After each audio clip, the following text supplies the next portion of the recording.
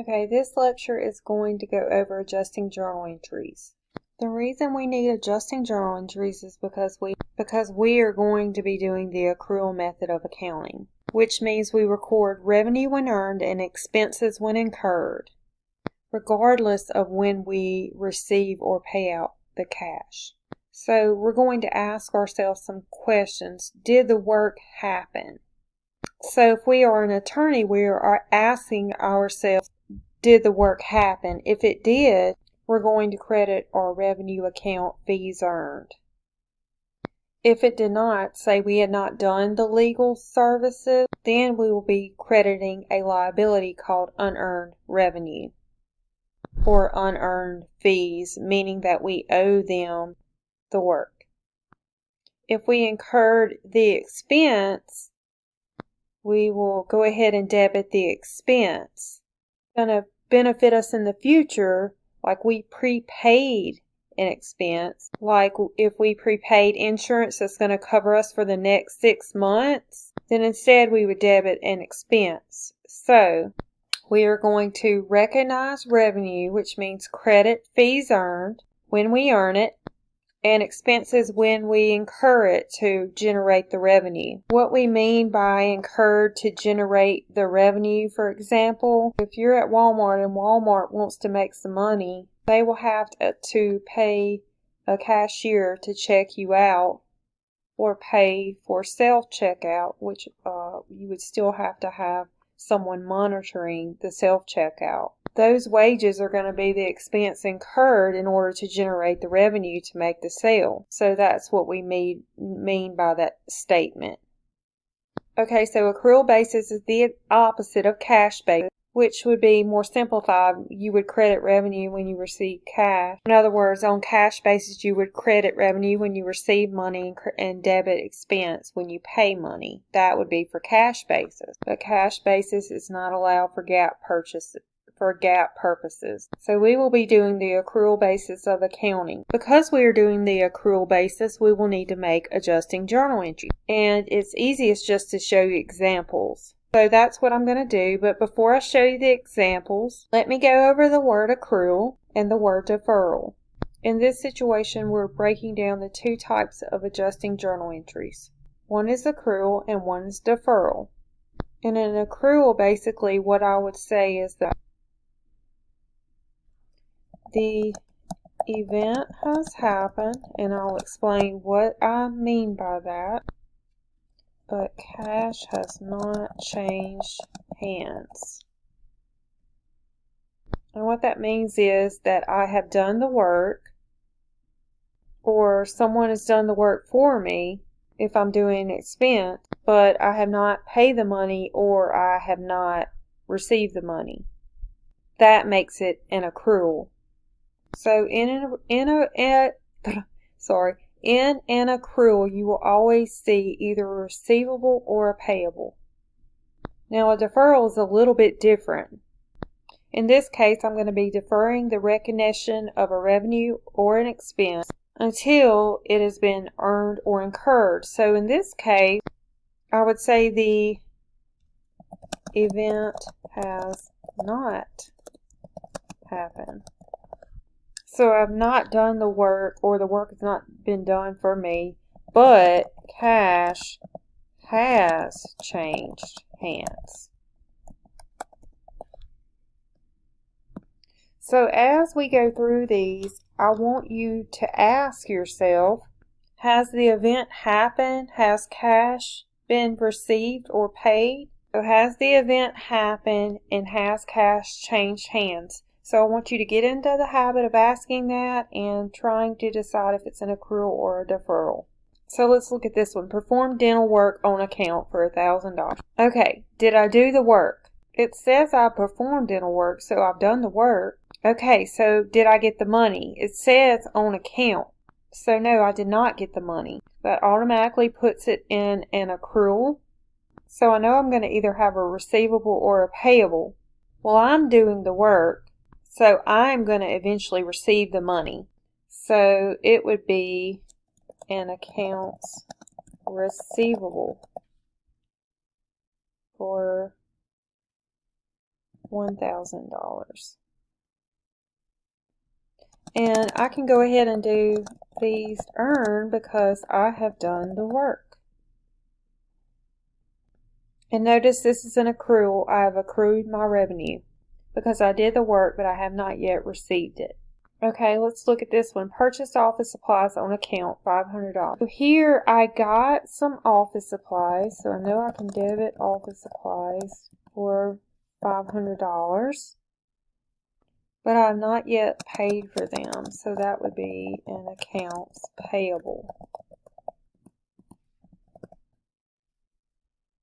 That's just a normal entry that I would make when I went to the store and bought supplies on account. Now the adjusting entry comes when I count up the supplies at the end of the period, and let's say that I determine that I only have $100 of supplies left. So the adjusting journal entry is going to be, if I only have $100 left, then I must have used up $400. So that would be supplies expense of $400, and I need to adjust office supplies to show that I've used up $400.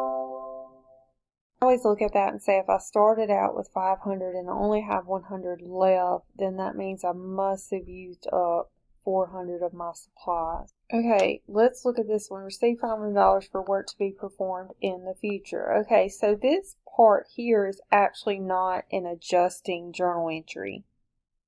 When I got that money, I would go ahead and say, okay, I've gotten my money and I'm going to promise to pay in the future. So I can go ahead and debit cash for $500. Cash goes up. And then I can credit unearned revenue, which is a liability because I've not performed the work yet.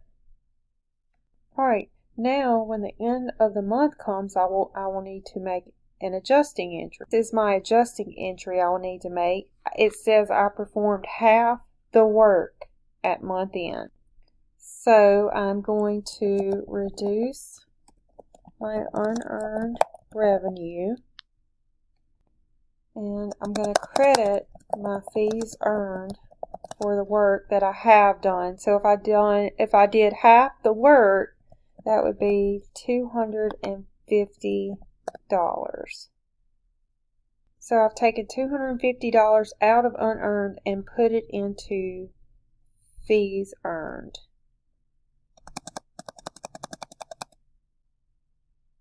So again, this first part is a regular journal entry. The second part is my adjusting journal entry when I'm updating it at the end of the month, showing how much of the work I've actually done.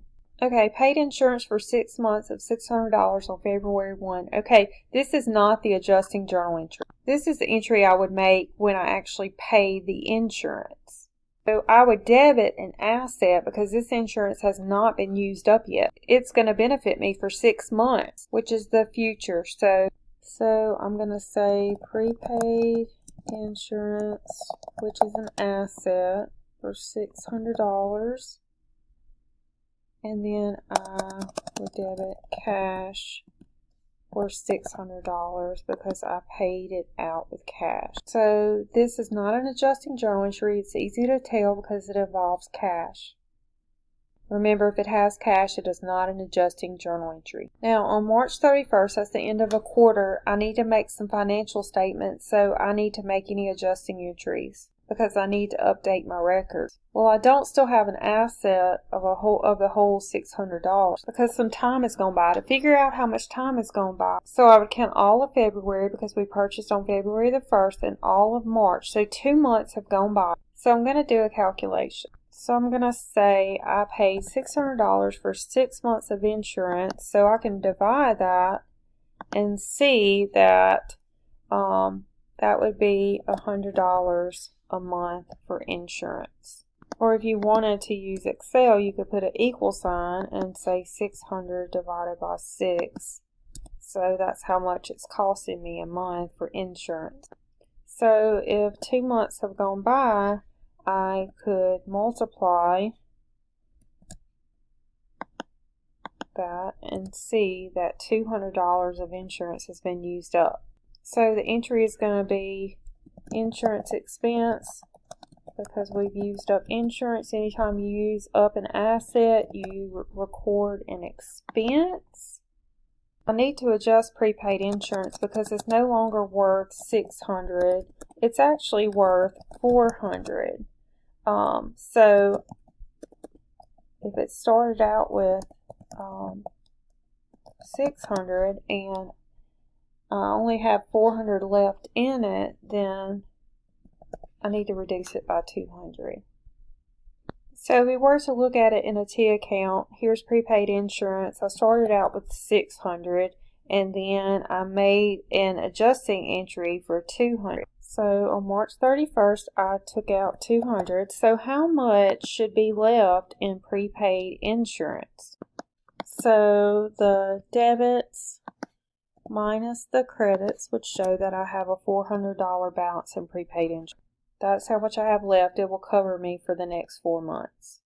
Okay, now we're going to talk about depreciation. So depreciation shows how we have allocated the cost of an asset to periods of time. So remember, the cost principle says we're going to put our equipment on the books at cost and keep it there. That's still true. We purchase equipment for $10,000 that's going to last us 10 years. So in the equipment account, you will only see $10,000. We will not reduce that for the wear and tear on our equipment. However, we will reduce that through a contra account called accumulated depreciation. So here's how that's going to work. When we first bought the equipment, we debited equipment for $10,000 and credited cash for $10,000. But over time, we're going to get to expense that equipment out as we use it up. In this case, we're going to say the equipment is going to last us 10 years.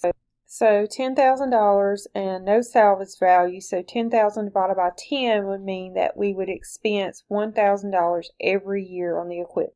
And we're going to do that in an account called depreciation expense. We don't have an account called equipment expense, and that would seem to make more sense, but we don't, so we will use depreciation expense because our cost is actually the depreciation of our equipment. So we're going to debit depreciation expense and credit accumulated depreciation, and this is called a contra asset account. We want to know how much our equipment value is. We would take our equipment, which will always have $10,000 in it. It would have a $10,000 debit balance. And then we would look at our accumulated depreciation account, which has a credit account. So your equipment, which is $10,000, and then your accumulated depreciation, which would have a credit balance. Let's say it had $1,000 in accumulated depreciation. You would look at your equipment account and your accumulated depreciation account together. So it would be worth $10,000 minus $1,000, which is $9,000. So since we purchased this on January the 1st and our journal entry is December the 31st, we get to record a whole year of depreciation. So $1,000 debit and of depreciation expense and a credit of accumulated depreciation for $1,000. So at this point in time, our equipment is worth equipment of $10,000 minus the $1,000 of accumulated depreciation, which is $9,000. And this means it has a net book value of $9,000. After year 2, accumulated depreciation would hold a balance of $2,000. So if we had that, it would be $2,000 in accumulated depreciation, which means that the book value after year 2, the book value would be $8,000. And it would keep going down, and at the end of year 10, you would have a net book value of 0 because it would be fully depreciated. But as long as you're still using the equipment, it would stay on the balance sheet with the $10,000, but the accumulated depreciation would also show $10,000. So the actual book value would be $0. Okay, so that is a brief overview. Let me know if you have any questions.